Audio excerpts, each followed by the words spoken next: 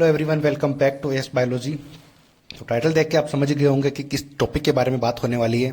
तो एक एक चीज़ को ध्यान से सुनना और फिर उसको एनालाइज करना, फिर अपने अकॉर्डिंग डिसीजन लेना। आप आती है बात समझ में। मेरा टारगेट है कि बस आपको एक वे दिखाना ताकि आप थोड़ा कन्फ्यूज हो, उसको दूर करना।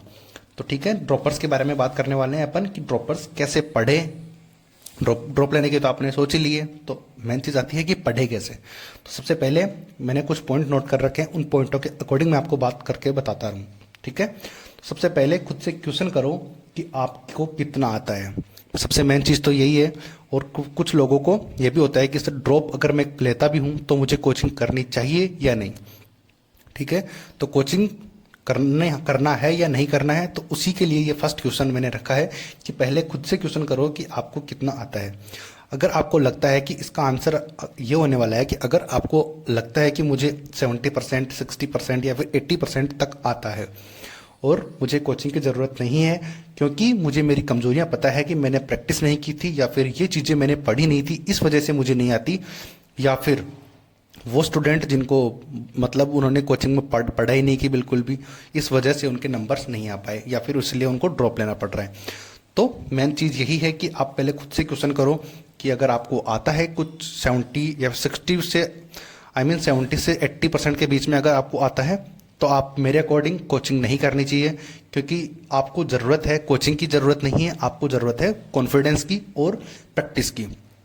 आई होप कि आपने प्रैक्टिस नहीं की होगी उस टाइम पे। ऐसा ही हुआ होगा ना, अगर आपको 80% 70% आते हैं तो इतने मार्क्स तो आपके आए ही होंगे एग्जाम में।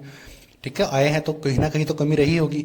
तो अगर 80% आपको आता है तो उससे 80% अगर आपको आता है तो उससे 10 या 15% तो आप ऑटोमेटिकली नीट में ऐसे क्वेश्चन आते हैं कि उनको रिलेट करके आप कर सकते हो। समझ रहे होंगे आप, बात को रिलेट कर पा रहे होंगे। तो इसका मतलब है कि आपको 80% आता है तो मतलब आपको 90 to 95% आता है। इसका मतलब आपको कोचिंग की तो ज़रूरत नहीं है। तो कोचिंग की ज़रूरत नहीं है तो आपको ज़रूरत है प्रैक्टिस की। और जितनी ज़्यादा प्रैक्टिस आप करोगे उतने ज़्यादा परफेक्ट आप हो पाओगे और उतनी इफेक्टिवली आप आंसर कर पाओगे। ठीक है, आप में एक कमी है तो वो है कॉन्फिडेंस की, कॉन्फिडेंस और प्रैक्टिस की। क्योंकि प्रैक्टिस आपने थोड़ी बहुत कम की हुई है, तो अगर आप प्रैक्टिस थोड़ी और करोगे तो आप में कॉन्फिडेंस आ जाएगा कि हाँ ये चीज़ ऐसे ही होने वाली है। आती है बात समझ में, समझ पा रहे हो इस बात को। तो आप लोगों को मेरे अकॉर्डिंग तो कोचिंग नहीं करनी चाहिए, बट आपको मैक्सिमम टू मैक्सिमम प्रैक्टिस करनी चाहिए खुद से ही। जिस सब्जेक्ट में आप वीक हो, तीनों सब्जेक्ट में आप जानते हो, फिजिक्स केमिस्ट्री बायो, अगर उनमें किसी में वीक हो तो उसकी जम के प्रैक्टिस करो पूरे साल। ठीक है, और अगर चाहो तो कोचिंग के टेस्ट जो लगते हैं 15 डे से, माइनर टेस्ट या फिर मेजर टेस्ट, उनको रेगुलर फॉलो करो। क्योंकि अगर उनको ज्वाइन कर लोगे तो आपको एक टारगेट फिक्स मिलता रहेगा कि हाँ 15 डे के बाद में मेरे इन इन टॉपिक्स का टेस्ट है तो मुझे इनकी तैयारी करनी है। ठीक है, और एक लाइब्रेरी ज्वाइन कर लो घर से बाहर। और मेरा मानना तो ये है कि आप जो कोचिंग एरिया है उसके पास अपना रूम लो, फ्लैट लो, ताकि आपको मोटिवेशन बना रहे उन स्टूडेंट्स को देख के कि हाँ यार मुझे भी यही कर रहा हूँ मैं भी, तो ये बच्चे इस तरीके से कर रहे हैं तो मुझे भी करना है। ठीक है, आ गई बात समझ में। तो आपको रूम वहीं आसपास रखना है ताकि उन लड़कों से आप मिलते जुलते रहो या फिर उनको देखते रहो, ताकि मोटिवेशन आपके अंदर बना रहे, एक कोचिंग की फीलिंग आती रहे आपको, क्योंकि कोचिंग तो आपने करी हुई है। ठीक है, और अगर टेस्ट ज्वाइन कर लोगे आप रेगुलर वहाँ पे, तो आपको ये भी रहेगा टारगेट फिक्स कि हाँ ये मुझे पढ़ना है। तो ये रही एक उन बच्चों के लिए स्ट्रेटजी जिनको कोचिंग नहीं करनी है। और अगर उन बच्चों को अगर अब बात करते हैं उन बच्चों को जिनको लगता है कि मैंने कोचिंग तो करी है बट मैंने पढ़ाई नहीं की बिल्कुल भी और मुझे फिर से कोचिंग की ज़रूरत है ड्रॉप के टाइम पे, तो वो डेफिनेटली कोचिंग ज्वाइन करें। बट उनको इतना तो समझ में आता ही है कि हाँ मैंने क्या किया था पिछली साल, तो इस साल मुझे क्या नहीं करना है, उसको ज़रूर माइंड में रखो आप। अगर इस तरीके से माइंड में रखोगे तो कमी तो आपको पता है ही, तो उस कमी के ऊपर सिर्फ काम करेंगे। आ गई बात समझ में।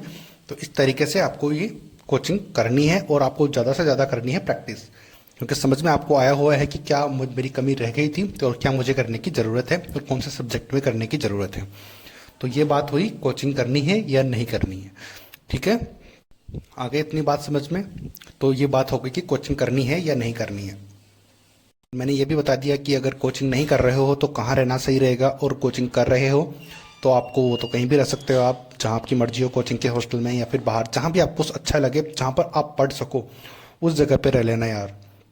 आगे बात समझ में। और फोकस्ड रहो एकदम, 10 से 12 घंटे पढ़ने की रोज़ कोशिश करना, और हर उस चीज़ को सॉल्व करने की कोशिश करना जो हार्ड लगती है, ठीक है। उससे भागना नहीं है बिल्कुल भी। जो चीज़ हार्ड लगेगी, जो चीज़ चैलेंज करेगी, वही करो। क्योंकि अगर आपको कोई चीज़ चैलेंज कर रही है, जो हार्ड लग रही है, तो वो डेफिनेटली सबको ही लग रही होगी। अगर आप उस चीज़ को कवर कर लोगे तो आप काफ़ी लोगों से आगे चले जाओगे जो लोग उसको कवर नहीं कर रहे हैं, ठीक है। अब मैं ये बात क्यों कर रहा हूँ, क्योंकि पिछले साल आपने वही गलतियाँ की थी कि आप जो चीज़ टफ लग रही थी उसको आपने साइड कर दिया कि यार ये तो मेरे से नहीं होगा, तो इसको छोड़ देता हूँ। तो सोचो कि आपकी तरह कितने लोगों ने उस चीज़ को साइड किया होगा कि यार ये मेरे को नहीं आती। तो आप उन लोगों की कैटेगरी में आ गए जो कि उसको छोड़ रहे थे। बट एक टॉपर कौन होता है? टॉपर वो होता है जो उस चीज़ को करे, जो हार्ड लग रही है उसको पहले कब कंप्लीट करेगा, वो सीखेगा, समझेगा। ऐसी तो कोई चीज़ है नहीं कि जो आ नहीं सकती, तो उसको करो, सब पूछो, प्रॉब्लम काउंटर पे जाओ कोचिंग के, तो उस तरीके से उस चीज़ को सोल्व करो। अगर उस चीज़ को आपने सोल्व कर लिया ना, अगर आप मान लो कि आपको 5 चैप्टर भी ऐसे हैं जहाँ पर आपको डिफ़िकल्टी लगती है, तो अगर आपने वो 5 चैप्टर कंप्लीट कर लिए, तो सोचो कि उन 5 चैप्टर से अगर 5 क्वेश्चन भी आते हैं, तो यानी कि नंबर होते हैं 20। अगर 20 मार्क्स, इंग्लिश वालों को 20 मार्क्स अगर होते हैं, तो सोचो अगर 1 मार्क्स से 100 नंबर की रैंक का फ़र्क पड़ता है, तो सोचो कि 20 नंबर अगर आपके इंक्रीज हो जाएंगे उन लोगों से जिन्होंने उस चीज़ को साइडलाइन कर दिया कि ये तो मेरे से नहीं हो पाएगा, बट आपने उस चीज़ को किया। तो इस तरीके से आपके मार्क्स इंक्रीज हो जाएंगे और आपकी रैंक जो है वो ऊपर चली जाएगी, और आप सिलेक्शन के एरिया में चले जाओगे, क्योंकि कुछ मार्जिन से आप रहे होंगे, ठीक है। आती है बात समझ में? समझ रहे हो इस बात को? तो आई होप कि आपको हर एक पॉइंट को आप पकड़ रहे होंगे। ये तरीका होता है पढ़ने का। तो सोचो एक सब्जेक्ट में आपने 5 टॉपिक्स को कवर किया जो आपको टफ लगते थे, तो तीनों सब्जेक्ट में 15 चैप्टर्स हो गए, और हर चैप्टर से 5 क्वेश्चन, और तो कितने चैप्टर्स हो गए? कितने? अब एक सब्जेक्ट से 5 क्वेश्चन, सॉरी, एक सब्जेक्ट से 5 चैप्टर, तो यानी कि कितने चैप्टर हो गए?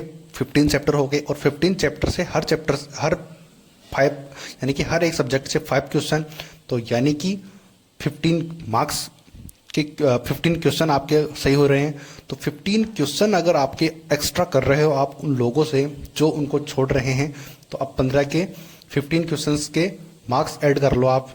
15 4 जा 90, सॉरी 15 4 जा 60, तो 60 मार्क्स का डिफरेंस पैदा कर लोगे आप अपने और बाकी लोगों से। सोचो कहाँ तक आप बढ़ सकते हो।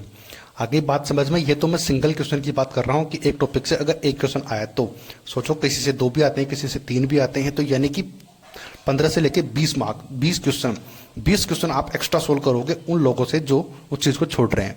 तो कितना इंप्रूवमेंट आएगा आप खुद सोच के समझ सकते हो।